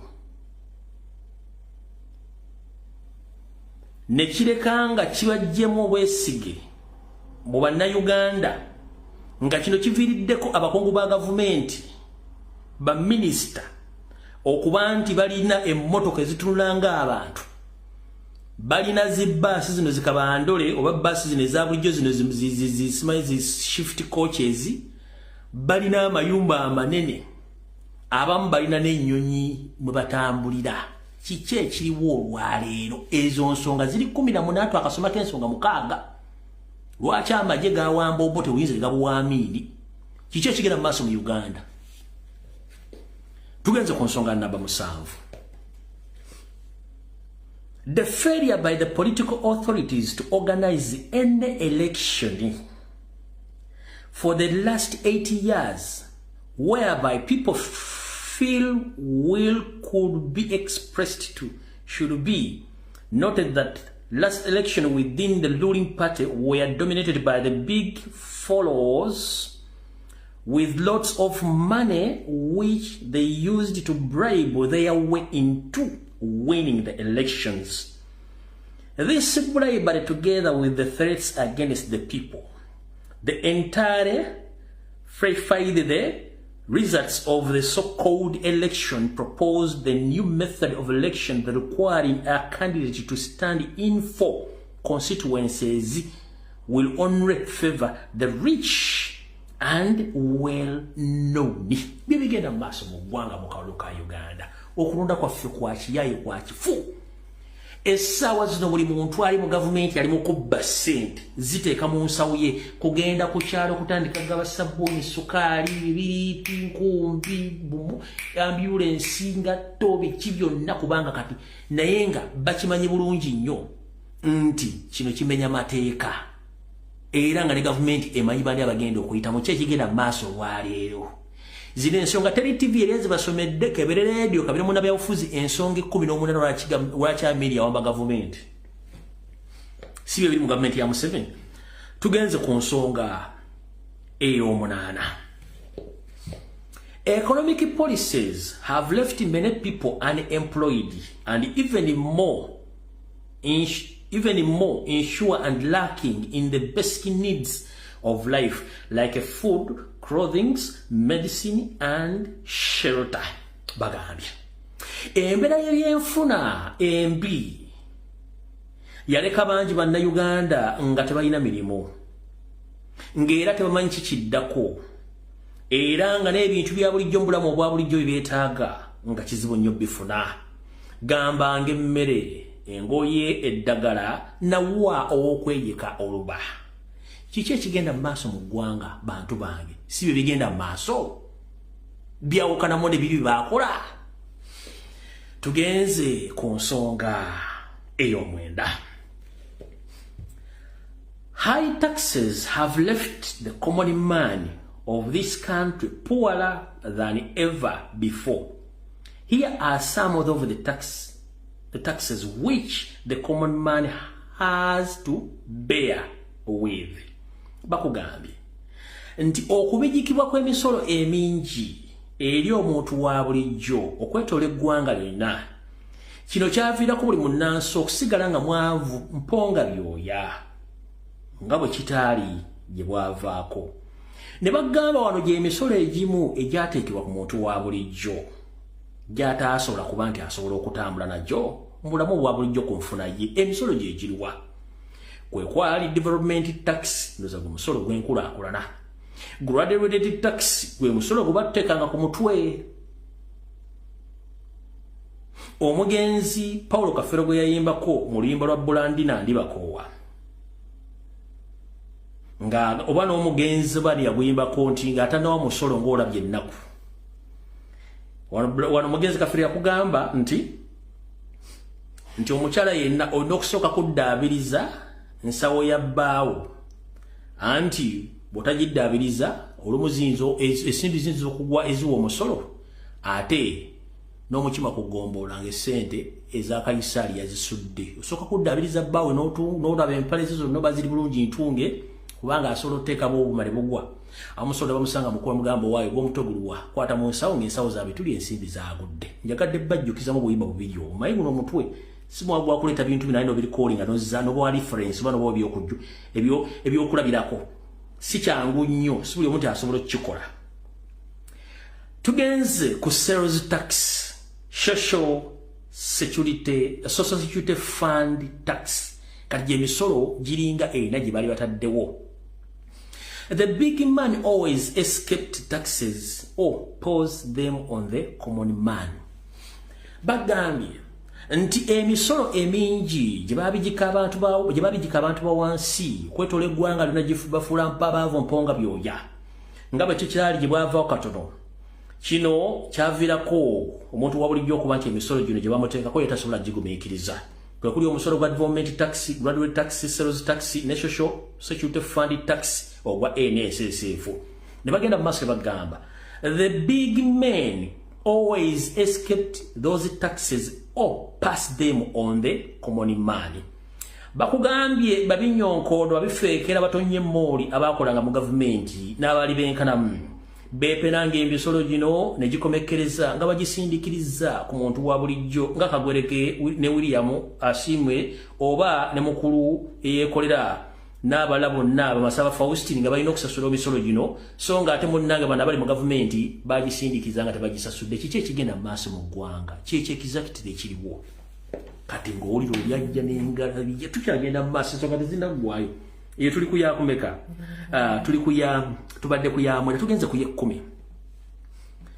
The prices which the common man gets for his crops like cotton, coffee have not gone up, and sometimes they have gone down, whereas the cost of food, education, etc. have always gone up. Bakugambye bwe bati ku nsonga ye-10 eyaviirako Amini okuwamba Obote. Ensonga ye-10 bagambye emiwendo egy'ebintu omuntu wa bulijjo gye yafunanga, emiwendo gy'ebintu omuntu wa bulijjo gye yafunanga okuva ku bibala bye bye yasimbanga, omuli ebibala, omuli pamba, emmwanyi, munnange tegyalinnyangako wadde, ate era ebiseera emu gyakkiriranga ddala wansi ekitagambika. Naye ng'ate emiwendo gy'ebintu omuli emmere, ebyenjigiriza, ebyobujjanjabi ebyentambula jo munnange gyeyunanga ofuno ne girinnya waggulu ne gitandika okutunulira ali wansi nga gimutulya kyamulinga essalamu eri ensenke nti ate ononkola ki nze ndi waggulu nkulingiza ndowooza otegedde kati bw'otunulira statement eri n'ekkumi ki ekigenda mu maaso mu ggwanga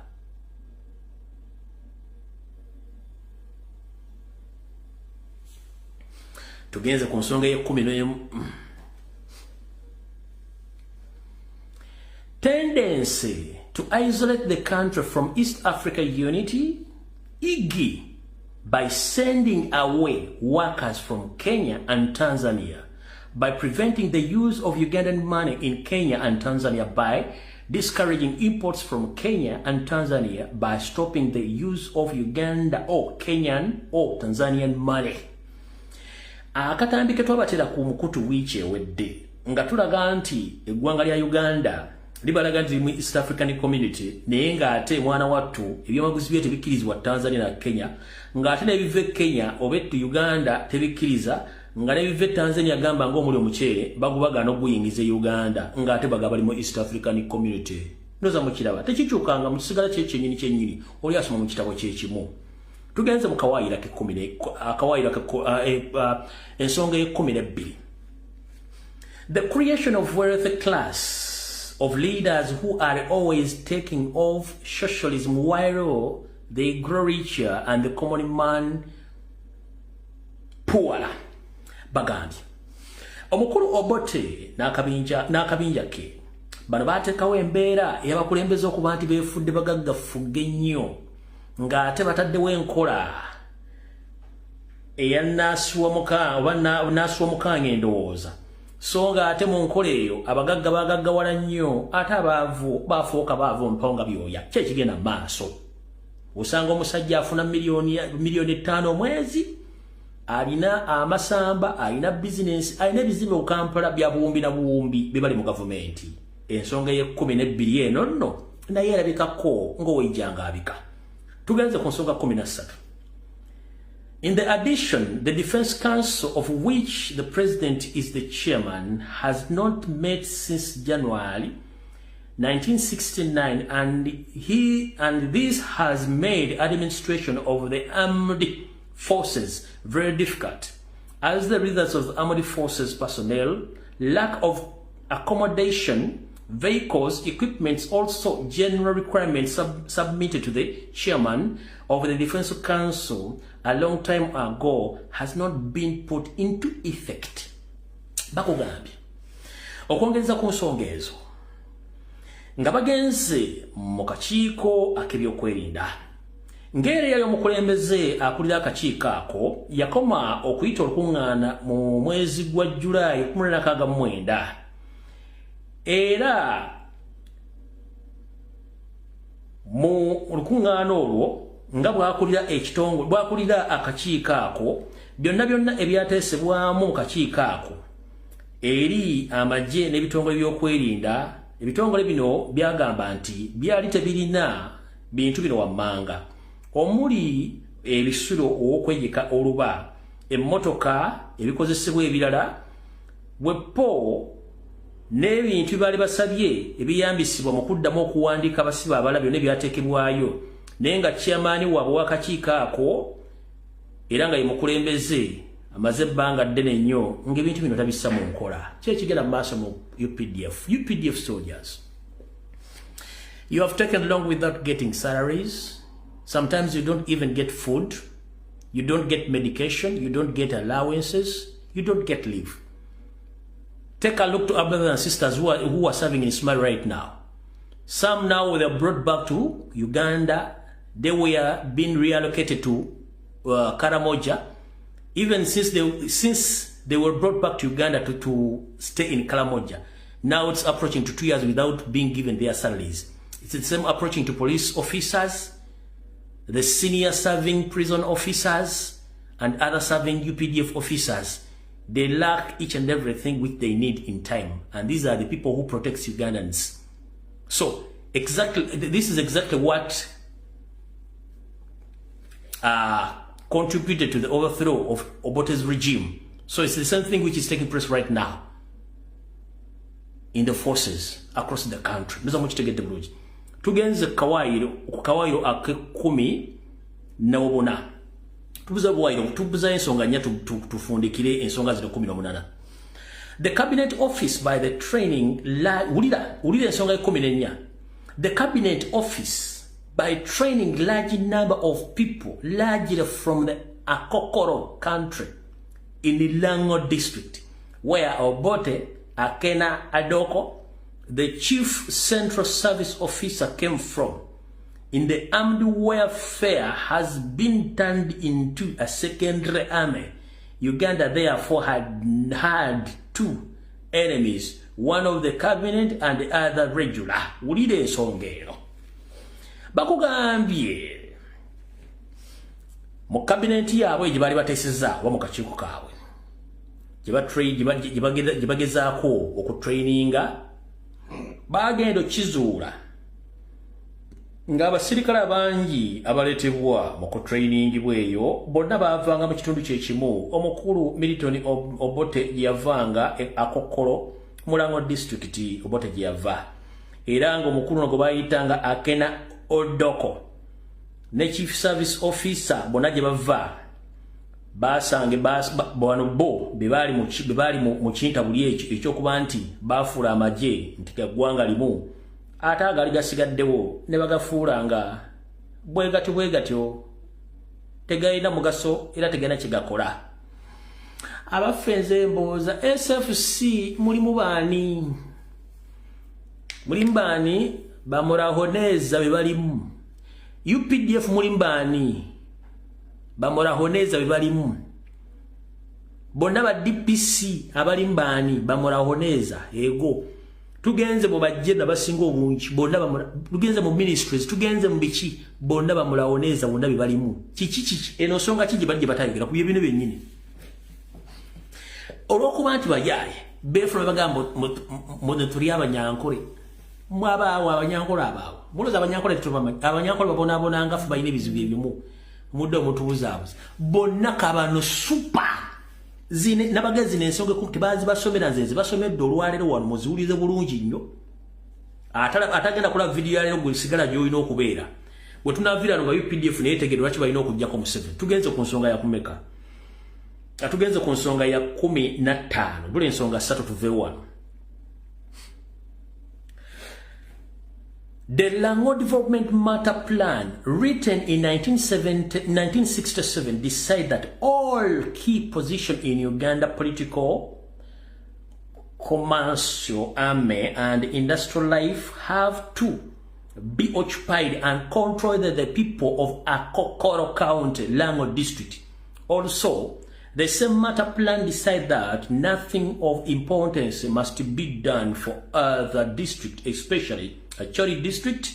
Emphasis was put on development of Akokolo country in Lango district at the expense of the area of Uganda. Muchude bulungi bakugambye nti omugenzi Kawenkene Milton Obote yakola enteekateeka ekiwandiiko kikinna mutayika kyeyawandika mu 1997 n'asalawo nti ebifo byonna ebyobukulembeze ebyobufuzi byonna ebigenderamu n'okukola amakolero n'obulamu bwa bulijjo byonna bigenda kutwalibwa era n'okuba nti birambulibwa abantu bonna abava mu kitundu eky'Akokolo County Lango District. Nti era n'ebisigadde byonna byandibanga bigenda mu Acholi District kunsinzira ku nkola yaabwe nga bagala kulaakulanya ekitundu ekyo nga basinzira ku nsimbi z'omuwomusolo eziba mu bitundu byonna ebya Uganda. Ahena waliwo akantu akabeera ku TikTok bakaana kato bakakazi kakulaga nti ahena kati kyezigenda mu maaso mu Uganda.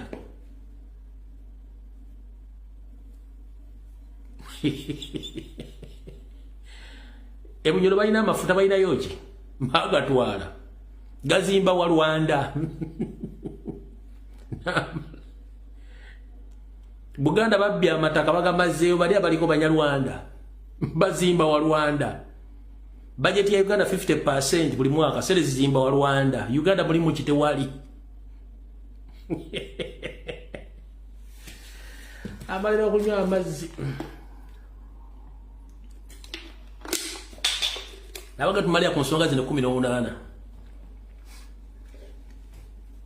tubadde ku ya meka tubadde ku ya 16 tubadde ku ya 15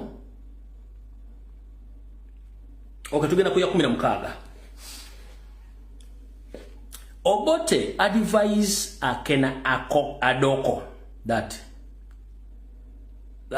tugeza 16 Obote on the advice of Akena Odoko had thoughts to divide the Uganda Armed Forces and the rest of Uganda by picking out his own tribesmen and putting them in key positions in army and elsewhere. Examples: the Chief General Service Officer, Export and Import Corporation Uganda Meat Packers, Public Servant Commission Nyanza Textile and Russian Textile Factory, be situated in Lango. Bakugambye omugenzi Obote nga atambulira ku biragiro oba ku magezi agamuweebwa mukwano gwe Akena Odoko. Yamuwa ekirowoozo n'amugamba twawuzeemu Uganda eno, twawuzeemu n'amagye gano, ng'amagye agasinga obungi gagenda kuba galondebwa nga gasinziira ku gwanga gye bava, era nga bagenda kulonda nnyo abantu baabwe abava mu ggwanga lyabwe, era nga n'ebifo ebisinga obungi bagenda oteekamu. N'agamba kati ng'ebyokulabirako nga bino nti Chief General Officer, Export Import Corporation, Uganda Meat Packers, Public Service Commission and Nyanza Textile and Russian Textile Factory situated in Lango. Ezo nazo factory bali bazitwala Lango. Neti yatole wadda akasaka embuzi Lango. Ate Museveni nekisawe ky'entebe yali kitwala Rwanda kuba obusungu bukulu mulaba ogenda. Obusungu bukulu mulaba Uganda nagamba Uganda mwana muwala buli stage awomerako. Olunaku lw'omuzadde bagamba ozadde kasukaali. Bw'atandika okutambula n'akula aba anyuma nnyo abazadde baba mwagalanya nti mwana muwawula. Bw'atandika okukula okusuna abeere ng'ali ku ssomero obulenzi bumweyunira. Bw'akula n'agamba nti nabyo omusajja omuleeta ewaka omuwala bayingiza sukaali ewaka. Kyalo kyonna kiba kimwettana mwana muwala. Ne bbawe n'agenda n'amunyumira Uganda bw'eki buli stage ewoomera kati wano Uganda weeri ewooma nnyo kubanga ebyamaguzi bingi nnyo. Erina abantu bangi, erina ebyobugagga bingi nnyo, abantu batambuddeko baagala kukulaakulanya nsi yaabwe. Gwe n'ozimba lwanda kusendeza omusolo. Era nga temwena mujja ssente ziddamu zikulaakulanya gitwala mu maaso. Jjajja omala biseera Uganda ejja sigalawo. Wakiwulira mbwenu? Tugenze mu maaso. Tugenze Kawaayiro 17. From the time Obote took over power in 1962, his greatest and the most loyal supporters have been Amen. Ulida bulungi nnyo. Bakugambye nti bagambye from the okuva mudde buli Obote yatwala obuyinza mu 1962. Mikwano gy'enfanfe era bali bamwagira ennyo gaali magye. What's taking place right now? Museveni akozesa SFC, PDF, Fuso, Semai, Simebi Chibyo n'amagye. Gegali mu fi, gegali byennyanja, gegali mu communication, gegali mu simu mu arcade, sime gegali mu lichi, nobo omuntu nga yasimudde baleeta amagye gegali buli wamu era gegamu. Nera Obote bwe yakola baga ono asoma mu kitabo ky'Obote bwa tugenze mu maaso. Tugenze mu Kawaayiro 17. From the time Obote took over power in 1962, his greatest and most loyal supporters has been Ame. The Ame has always tried to be an example to the whole of Africa by not taking over the governments, and we have always followed the principle bakugambye nti Obote yakimanya nti mikwano gye era ginombeza muyinza gaali magye. Amagye gagezaako nnyo okubeera ekyokulabirako okwetooloola Ssemazinga Africa nga tegasobola kujjako gavumenti, era naffe zempenda zitwagoberera ddala mu gavumenti yaani zempenda zebagoberera ddala mu gavumenti y'Obote. Ngira bwe kiri kati Museveni amanya amagye agakutte tegasobola muwamba. It is therefore now shock to us to see that Obote wants to downgrade the army by turning the cabinet officer into other army. In doing the Obote, Akena Odoko has bribed and used some senior officers who have turned against their fellow soldiers. Exactly that is taking place in Uganda. Chichigena maso maje. Yadidda basirikale bamanyi nti bana abatya bagundi. Omwali liso mojo ne kibonge kya nini yafa. Kuliko Salimu Saleki gono kigundi kisawo kana mwatwala ku government namba. Kuliko ono atunange ndaga muntu yakapere. Eyo gedanga bwayagala wabera sizala okera kudduko bwasisereza kahido tafire. Kuliko bano bajimu hwezi ajana ngambo simanyi tukoze number plate zigena ku saving obulamu bw'abantu nga bafunya accident. Kati onekizakiti olibi yakolanga nono byakola biyeralikiranga nga bo bifunga babere nga bakola buli kimu. Kino kye kigenda masse kizakiti olishi nabago nasoma mu kitabo kyoli. Tugenze mu kawairo 18. We all want only unity in Uganda, and we don't not want bloodshed. Everybody in Uganda knows that. The matter mentioned above appear to us to lead to the bloodshed only. Bakugambye. Kyetwali twagala ffenna kwe kwegattira wamu bannayuganda. Tetwayagala kuyiwa musaayi gwa bannayuganda mu Uganda. Kyetumanyi ffenna ku nsonga eno gyetumeze ensonga zino zitumenye waggulu. Kwe kuba nti zitukwasaganya okubeera nga ffenna tufuna ekigendwa kyekimu okowala okuyiwa omusaayi mu Uganda.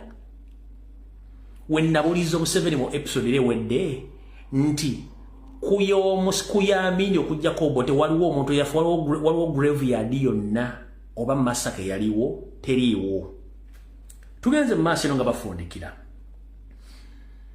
For the reason given above, we men of the Uganda Armed Forces, we have this day decided to take over power from Obote and hand it to our fellow soldier, Major General Idi Amin Dada, and we hereby entrust him to lead this our beloved country, Uganda, peace and goodwill amongst all.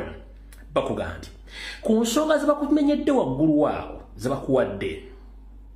Bonga abasajja abali mu magye agali gakuuma eggwanga basazeewo ku lunaku olwennyini okutwala obuyinza obujja kuba wenkene Obote babukwase mujaasi munnaabwe omulwanji yali kulanka ya Major General Idi Amin Dada, the conqueror of British Empire. Ekyo nze nkyongeddemu. Era tuli wano bategeeza nti tumussaamu obwesigwa okutukulembera ku lw'ensi yaffe Uganda ne ku lw'emirembe ne ku lw'olwo Obuyuganda bannayuganda bonna. Do you copy that? Tugenze maaso.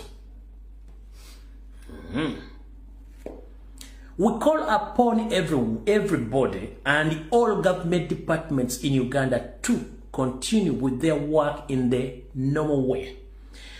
Tukubira buli munnayuganda yenna ali mu gavumenti ne mu kitongole kyonna ekiri mu mukono gwa gavumenti okwetola eggwanga lyonna okusigala nga bukola emirimu gyammwe bulungi nnyo nga tewali wadde abakuba ku mutwe kuba buli kimu kiri mulaala mu ngeri gye mbadde mukolamu. We warn all foreign governments not to interfere in Uganda internal affairs, and any such interference will be crushed with great force because we are ready. Bakugambye. Kuno kwe kulabula kwe tusindika eri gavumenti engwira zonna obuteyingiza mu nsonga za Uganda ezikwatagana okukuuma eggwanga lyabwe. Nti anavaayo n'akajanja akasumagiza eyalira munnange tujja mwasa nga basebinyebwa kubanga ffe tulina kye tutya olw'ensonga nti ensi yaffe ate tuli beetegefu nnyo okubaŋŋanga. We are firm believers in the unity of East Africa and of Africa in general, and we shall concert our friendship with the neighboring and all African countries and the world at large more than ever before. Bakugambye.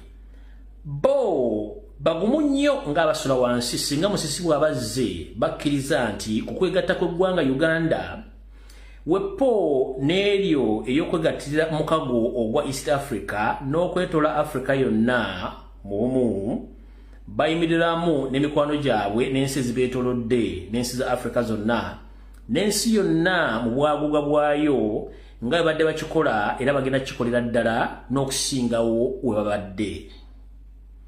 For the moment, curfew is necessary and will be observed by everybody between 7 p.m. and 6:30 a.m. from now and every day until further notice. Wulira bakugambye nti okuva olunaku lwe tututte obuyinza bataddewo ekkomo we kyetaagisiza okusigala nga beetegereza embeera mu byokwerinda okutandikira ddala ku ssaawa 10 okusondekera ku ssaawa 1 ey'akawungeezi mpaka ku ssaawa 12:30 ez'okumakya nga bukya okuva n'olwaleero okutuusa gye bujjako katono bajja bategeeza era further notice tuzamumanyi oba ali Roma oba ali amanyi tugenze mu maaso. Power is now handed over to our fellow soldier General Idi Amin Dada, and you must await his statement which will come due course. Bakugambye okuva lututte obuyinza obujja kwobote obuyinza tubukwasizza mulwanyi munnaffe Major General Idi Amin Dada nga bwe mulindirira ebinaava mu kwogera kwe gye bujjako katono. We have done this for the God and our country. Tukoze kino kulwa Katonda n'ensi yaffe. Video ewedde mutambule mirembe. Abanala bakaddako kalwa kutaano ssaawa zijja kuba 2 ez'akawungeezi tusinkane. Video ewedde. UPDF, SFC, prison, police. Byensomye biri mu Uganda bya 1970 amajenga gawamba Amini. Ebigenda maaso mu Uganda tebyawukana na bino. In fact ebigenda maaso biri nnyo okusinga n'ebya Amini n'ebyobote. Lwaki temuwamba musajja naffe netukola ekiddako?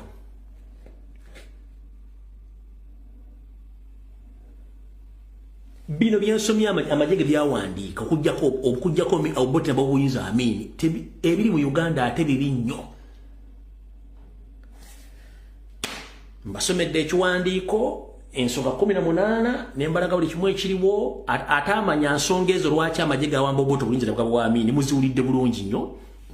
Sibasomedde mu lufuutifuuti nenzibaddira mu lulya matooke nenzibaddira mu bulungi nnyo newoyagala okutegera n'ekunyonyola bulungi nnyo okujjako nga wayonka sengaawo ate nga muyonka bigere nga totegedde n'ebisigadde byonna mbinnyonnyodde.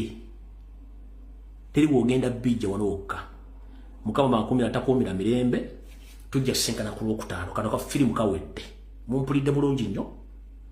Atakawulidde ogenda kasa ku mutimbagano gwa YouTube. Mukama bankumira takuumira mpeera. May God bless you and stay blessed. Naye Kampala mugigende empola nabaga November Kampala mugigende empola. Naye singa bano bambe ya parliament mu opposition beero gozambo simba bada mu parliament kano mukasale busazi ne mukazi mugo musajja abagambi bibino nenga ate bagenda genda kikola kubanga kujja ngo kisaziza mu bimazo bbaaya. So ezo mutegedde eyawamba tebali bajjeno bali ba wansi mukitegedde. I salute you, sign is out.